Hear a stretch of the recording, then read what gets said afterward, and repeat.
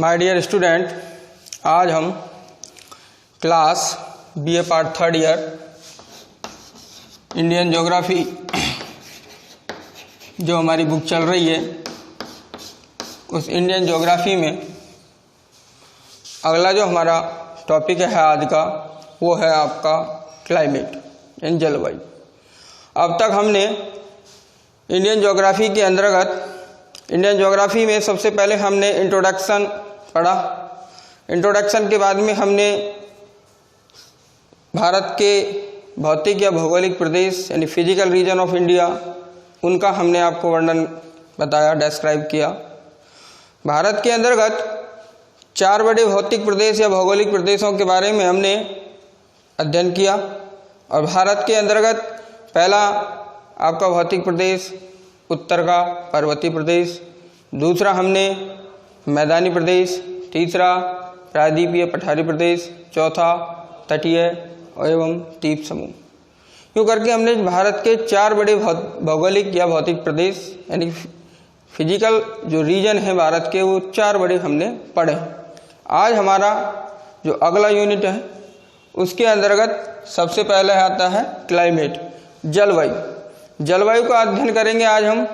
जलवायु के भारत के अंतर्गत जलवायु किस तरह की है, भारत के अंतर्गत जलवायु को प्रभावित करने वाले कौन कौन से कारक हैं, भारत के अंतर्गत किस तरह से जलवायु की मैकेनिज्म है, क्रिया प्रणाली हैं, ये सारे बिंदु इस जलवायु के अंतर्गत हम डिस्कस करेंगे।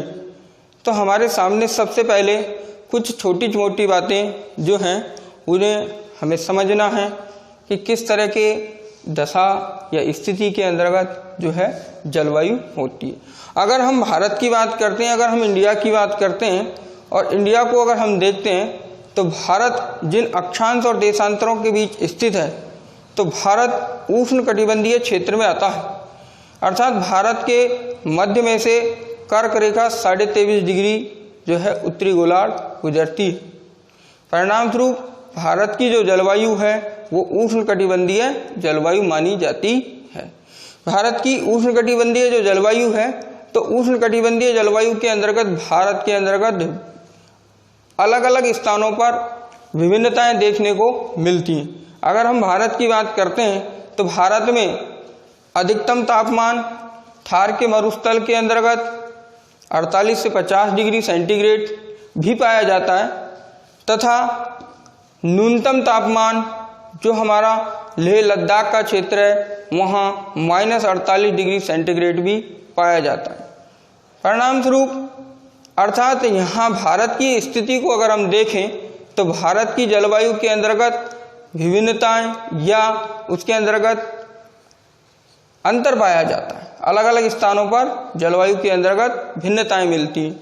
ये जलवायु के अंतर्गत जो भिन्नताएं मिलती हैं ये जलवायु की भिन्नताएं मैकेनिज्म के आधार पर हम समझते हैं इनको। तो हम इसके अंतर्गत जब इसकी क्रिया विधि देखेंगे जलवायु की भारत के अंतर्गत तब हमारे समझ में आ जाएगा कि किस प्रकार से क्रिया विधियाँ दी गई थी जो आज हमारे भारत के अंतर्गत जलवायु की भिन्नताओं को बताती हैं। तो पहली बात अगर हम देखते हैं तो एट फर्स्ट अगर हम भारत की बात करते हैं तो भारत उष्ण कटिबंधीय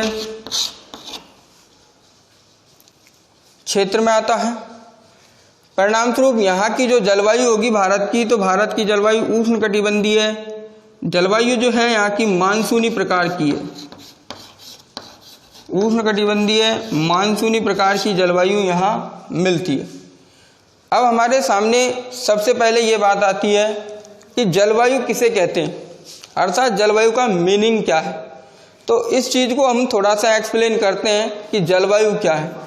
अगर हम जलवायु अगर क्लाइमेट की बात करते हैं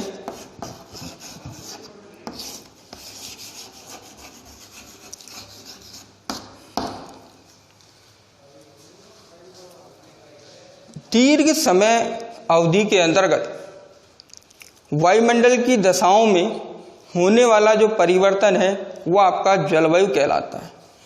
परिभाषा अगर निकल कर आती है सामने तो निकल के आती है कि दीर्घ समय अवधि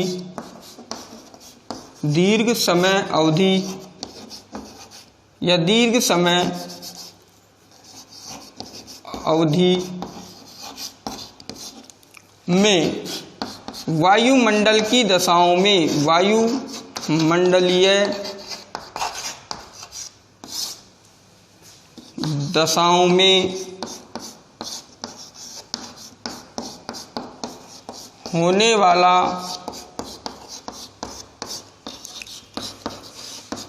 परिवर्तन जलवायु कहलाता है। इसकी अगर डेफिनेशन की अगर हम बात करें तो जलवायु का तात्पर्य हुआ कि दीर्घ समय अवधि के अंतर्गत वायुमंडलीय दशाओं में होने वाला परिवर्तन जलवायु कहलाता है।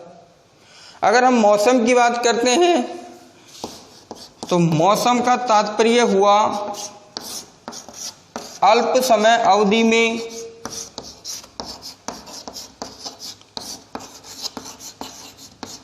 वायुमंडल की या वायुमंडलीय दशाओं में होने वाला परिवर्तन,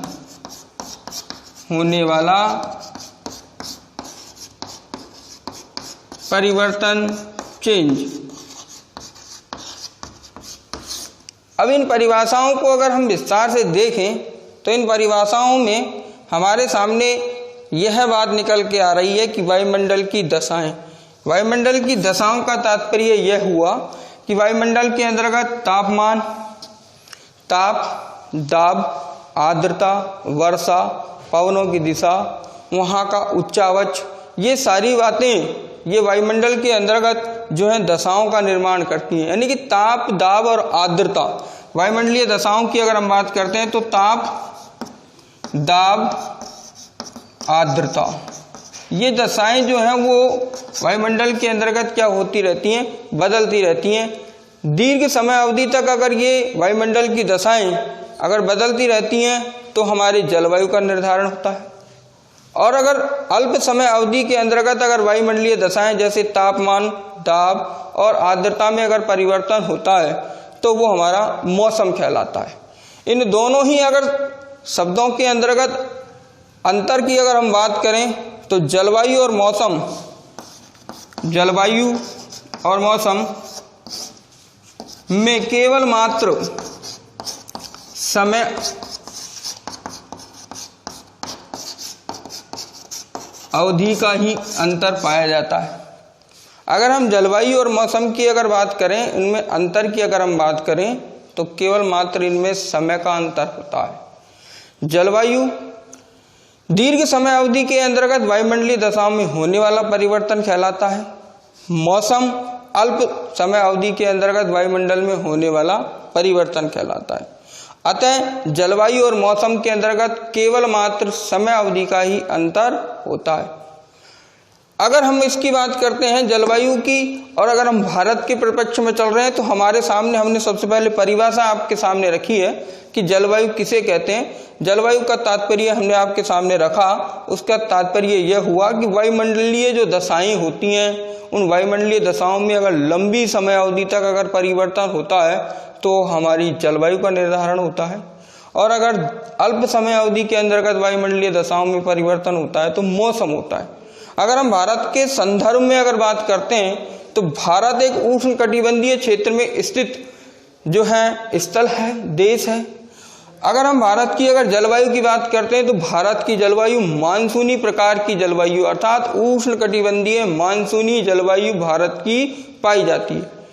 अगर उष्णकटिबंधीय मानसूनी जलवायु की अगर दशाएं को अगर हम बात करें भारत के संदर्भ में तो हमारे सामने ये शब्द निकल कर आता है मानसून। और मानसून अगर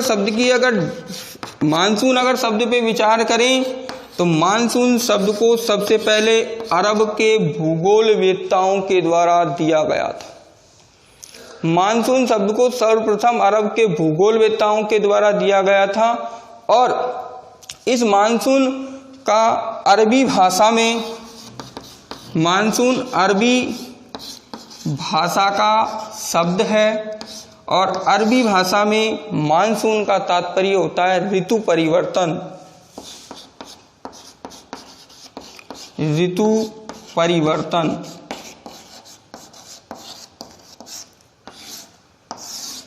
मानसून शब्द को अगर हम देखें तो अरब के भूगोलवेत्ताओं के द्वारा सबसे पहले मानसून शब्द को प्रस्तुत किया गया था। मानसून एक अरबी भाषा का शब्द है।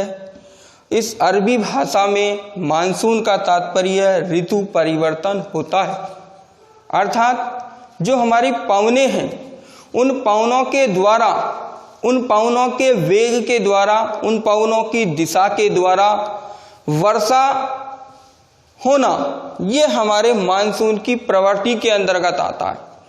ऋतु परिवर्तन जो होता है वो हमारी मानसूनी पवनों की दिशाओं पर निर्भर करता है। मानसूनी पवनों की दिशा तथा उनके वेग के अनुसार जो हमारी वर्षा होती है वो हमारे मानसून के अंतर्गत आती है। तो हमने मानसून शब्द का भी आपको अर्थ बताया कि भारत की अगर हम जलवायु की बात कर रहे थे तो भारत की जलवायु उष्णकटिबंधीय मानसूनी प्रकार की जलवायु भारत के अंतर्गत पाई जाती है। और हमने इस मानसून शब्द को देखा तो सर्वप्रथम मानसून शब्द को अरबी भाषा के अंतर्गत खोजा गया और अरबी भाषा में एक शब्द है मौसम। इस मौसम शब्द का जो तात्पर्य होता है वो होता है आपका ऋतु परिवर्तन।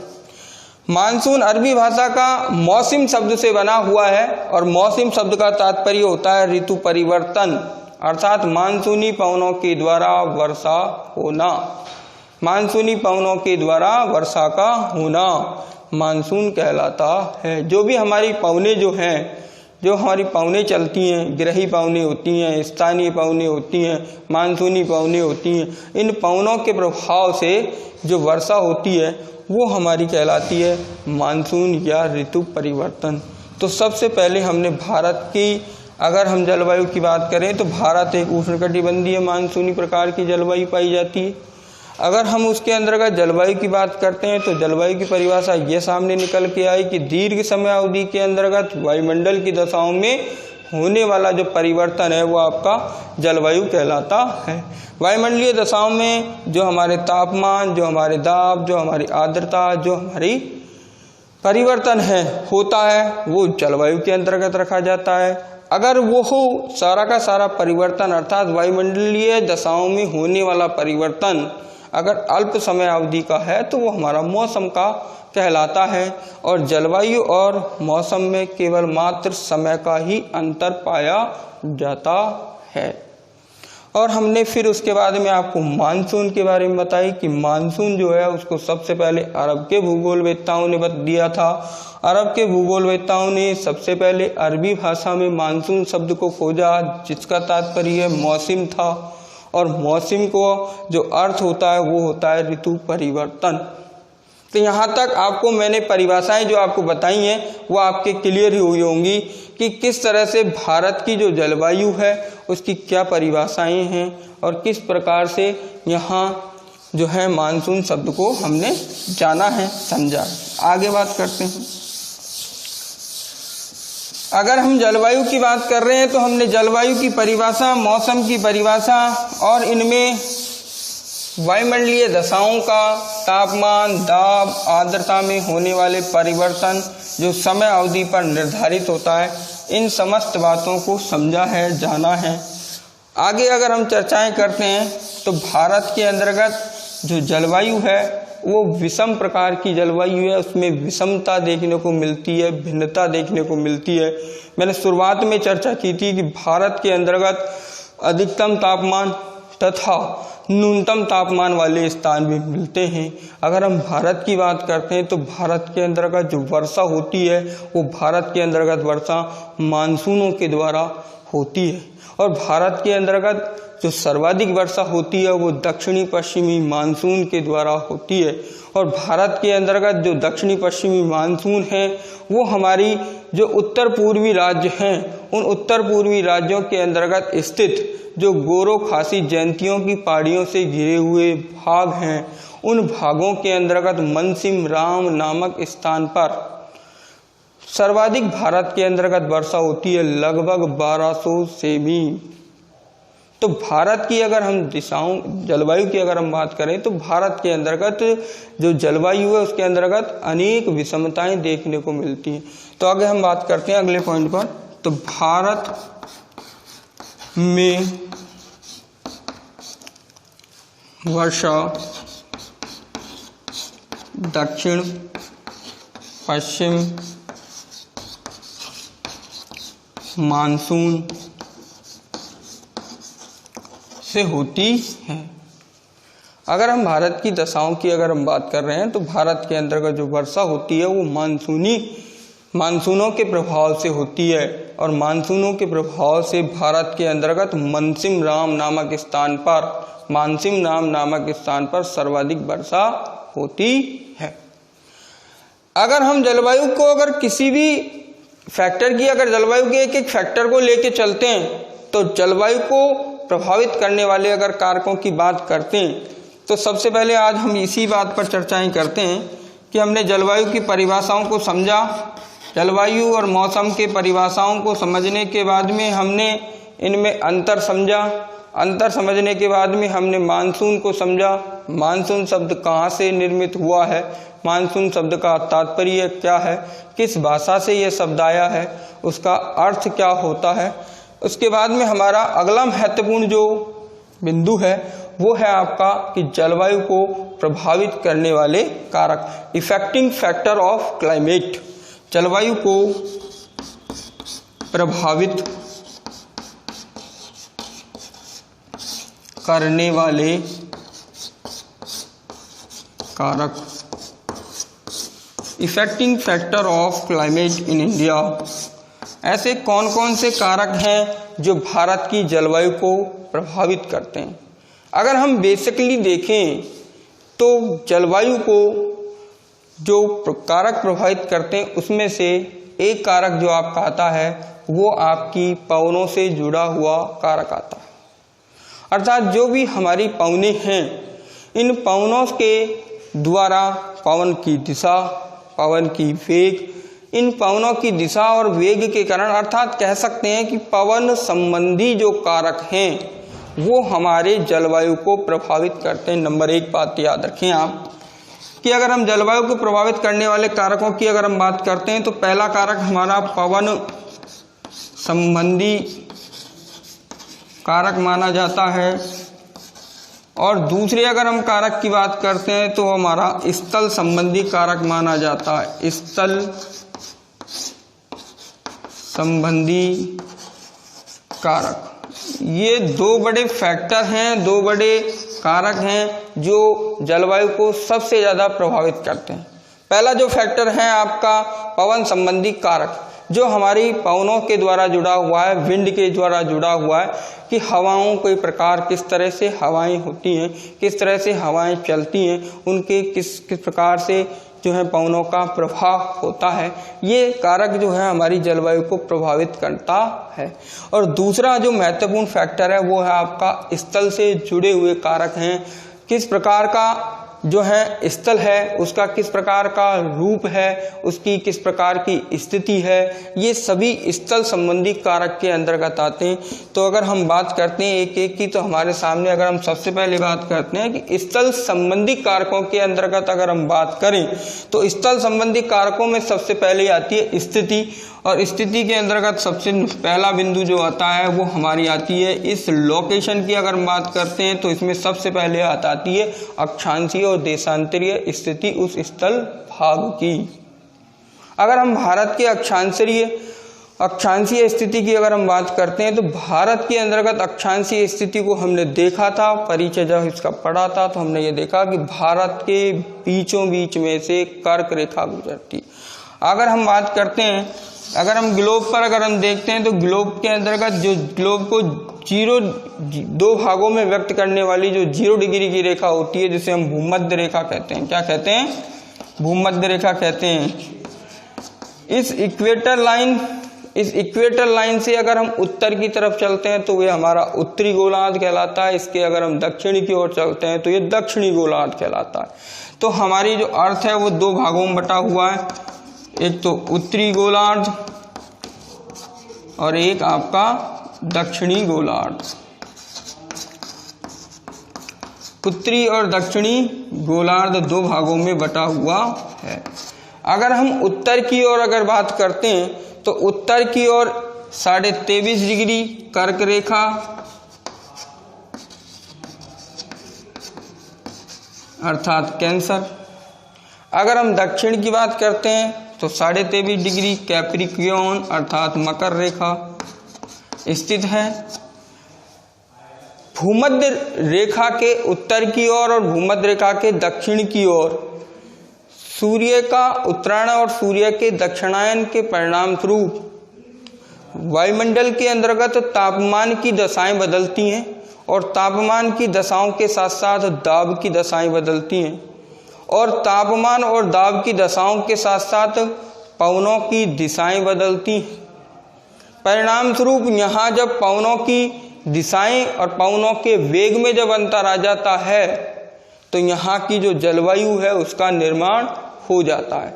तो अक्षांशीय स्थिति जो है वो हमारे जलवायु को प्रभावित करने वाला एक महत्वपूर्ण स्थलीय कारक कि किस भाग किस अक्षांश में कौन सा भाग किस अक्षांश में स्थित है, उस अक्षांशीय स्थिति के द्वारा उस स्थान के तापमान, उस स्थान के दाब की दशाएं, उस स्थान के आर्द्रता की दशाएं, वहाँ मौजूद हवाओं के रुख अर्थात उनके डायरेक्शन, विंड के डायरेक्शन और विंड की वेलोसिटी के आधार पर जो है निर्धारित करती है वहाँ की जलवायु को।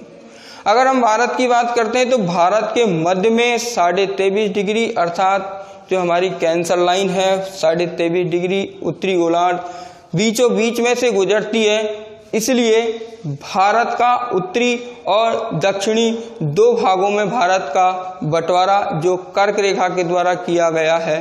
तो उत्तरी भाग के अंतर्गत शीतोष्ण प्रकार की जलवायु और दक्षिणी भाग के अंतर्गत उष्ण प्रकार की जलवायु देखने को मिलती है। इसीलिए मैंने आपसे प्रारंभ में कहा था कि भारत के अंतर्गत जो जलवायु है वो उष्ण कटिबंधीय मानसूनी प्रकार की जलवायु पाई जाती है और भारत की जो जलवायु है उसके अंतर्गत अनेकता या भिन्नताएं पाई जाती हैं। भारत के अंतर्गत अलग अलग स्थानों के अंतर्गत जलवायु के अंतर्गत परिवर्तन देखने को मिलता है। ये सारी चीजें वो हमारे अक्षांश अर्थात स्थिति पर निर्भर करती हैं।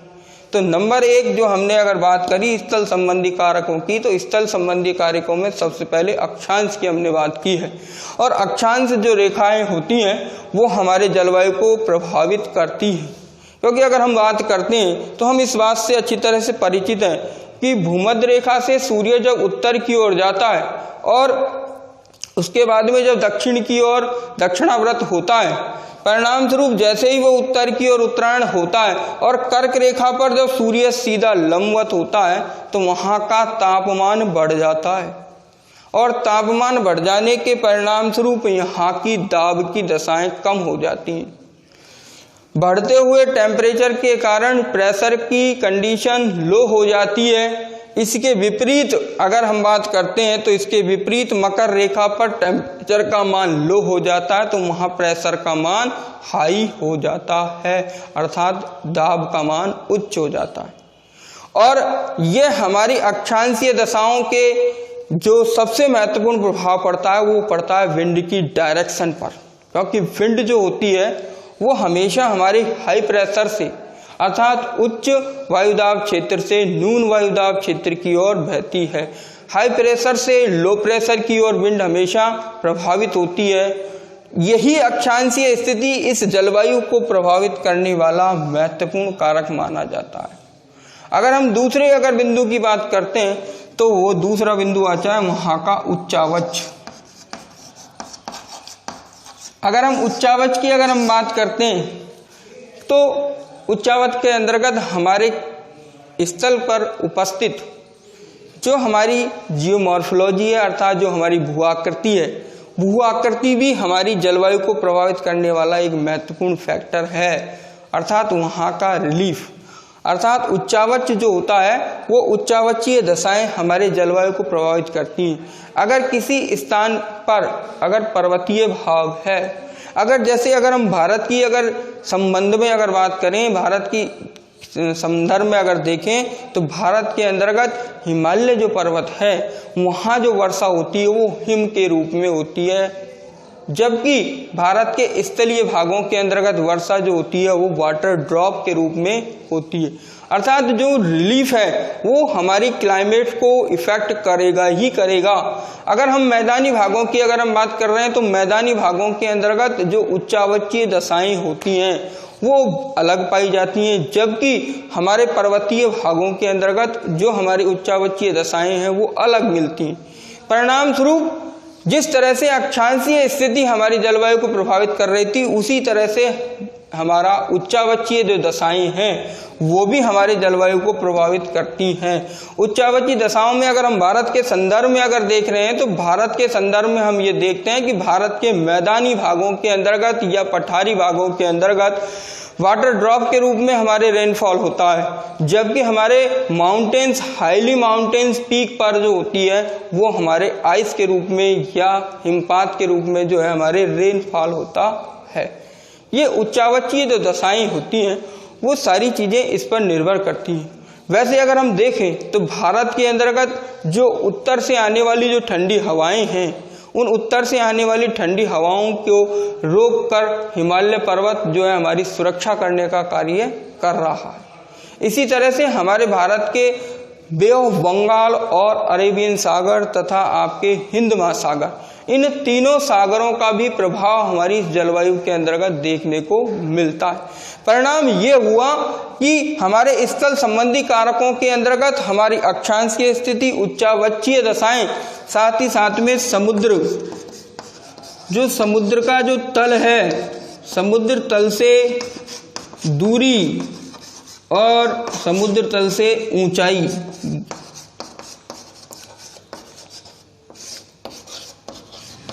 समुद्र तल से ऊंचाई, ये भी स्थल से जुड़े हुए दो महत्वपूर्ण फैक्टर हैं जो हमारी क्लाइमेट को प्रभावित करते हैं। अगर समुद्र तल से अगर दूरी, किसी भी स्थान की अगर समुद्र तल से अगर दूरी है तो वहाँ की जलवायु कंडीशन अर्थात जलवायु दशाएं उनमें भिन्नताएं मिलेंगी। अगर किसी स्थान जो समुद्र के समीप स्थित है, समुद्रीय भागों के तटीय भागों के अंतर्गत स्थित है, तो वहाँ जलवायु जो होती है उस पर इस समुद्र का प्रभाव देखने को मिलता है। अर्थात वहाँ समकारी जलवायु परिस्थितियाँ दशाएं देखने को मिलती हैं। समुद्र तल से दूरी जो है तापमान और आर्द्रता और दाब की दशाओं में परिवर्तन कर देती है। क्यों? क्योंकि हम इस बात को अच्छी तरह से जानते हैं कि जल जितनी जल्दी गर्म होता है उतनी ही जल्दी ठंडा भी होता है। परिणाम स्वरूप अगर हम भारत की बात करें तो भारत की अगर समुद्र तल के दूरी से बात करें तो भारत के एक और बंगाल की खाड़ी, एक और अरब सागर और एक तरफ आपके हिंद महासागर मौजूद है। परिणाम स्वरूप जो भारत के तटीय जो भाग हैं, जो समुद्र से जुड़े हुए जो भाग हैं, वहाँ की जलवायु हमारे मैदानी और हमारे पठारी और हमारे पर्वतीय प्रदेशों की जलवायु से अलग पाई जाती है, क्योंकि वहाँ की जलवायु पर जो है वहाँ की जलवायु पर ताप और दाब का दशाओं का प्रभाव देखने को मिलता है। इसी तरह से समुद्र तल से अगर ऊंचाई की बात करें तो समुद्र तल से ऊंचाई की जो दशाएं होती हैं वो भी हमारी वायुमंडल की दशाओं में परिवर्तन कर देती हैं, अर्थात ताप और दाब की दशाओं के अंतर्गत परिवर्तन कर देती हैं। परिणाम स्वरूप जब ताप और दाब की दशाएं बदलती हैं तो वो जलवायु निश्चित रूप से प्रभावित होती है।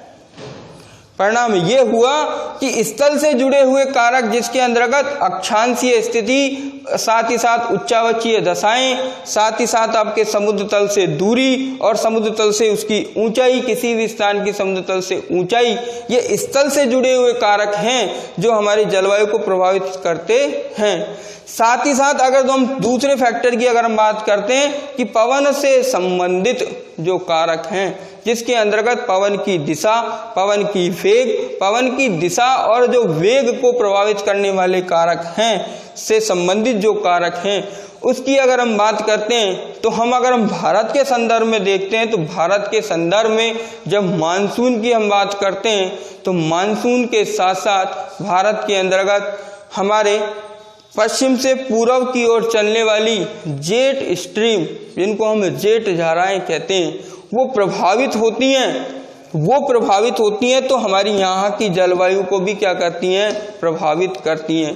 साथ ही साथ भारत के अंतर्गत जो दक्षिण पश्चिमी मानसून जो हमारे इंडियन ओशन से जो टेम्परेचर और प्रेशर के प्रभाव के कारण उत्पन्न होता है, अर्थात ताप और दाब की दशाओं में परिवर्तन के कारण हिंद महासागर के ताप और दाब की परिवर्तन के परिणाम स्वरूप भारत के अंतर्गत दक्षिण पश्चिमी मानसूनी पवनें जो भारत में प्रवेश करती हैं और भारत के अंतर्गत वर्षा कराती हैं, वो हमारे यहाँ की भारत की जलवायु को प्रभावित करती हैं। क्योंकि मैंने अभी आपके सामने रखा था, क्योंकि जो विंड की जो डायरेक्शन होती है वो हमेशा हाई प्रेशर से लो प्रेशर की ओर होती है, अर्थात वो उच्च वायुदाब क्षेत्र से निम्न वायुदाब क्षेत्र की ओर बहती हैं। तो ये जो पवन से जुड़े हुए कारक हैं, उन पवन संबंधी कारकों के अंतर्गत जेट का प्रभाव इसके अंतर्गत देखने को मिलता है। जेट स्ट्रीम का प्रभाव देखने को मिलता है और साथ ही साथ फिर हमारे हिमालय का प्रभाव भी देखने को मिलता है। जो हमारे माउंटेन जो रेंज हैं, माउंटेन जो भाग हैं, उन भागों का भी प्रभाव इसके अंतर्गत देखने को मिलता है। साथ ही साथ इंडियन ओशन के अंतर्गत जो हमारी मानसूनी पवनें जो बहती हैं, उनका प्रभाव भी पवन से ही कारक से जुड़ा हुआ है। देखिए, पवन को प्रभावित करने वाले कारकों के अंतर्गत हमने आज आपसे ये कुछ महत्वपूर्ण बातें रखी। इसमें से जो हमारा इफेक्टिंग फैक्टर है, वो इफेक्टिंग फैक्टर के अंतर्गत एक स्थल से जुड़े हुए कारक थे और एक पवन से जुड़े हुए कारक थे, अर्थात जो हमारी विंड है, उस विंड की जो फ्लोनेस है, उस विंड के फ्लोनेस से जुड़े हुए महत्वपूर्ण कारक थे जो हमारी क्लाइमेट को क्या करते हैं, इफेक्ट करते हैं, प्रभावित करते हैं।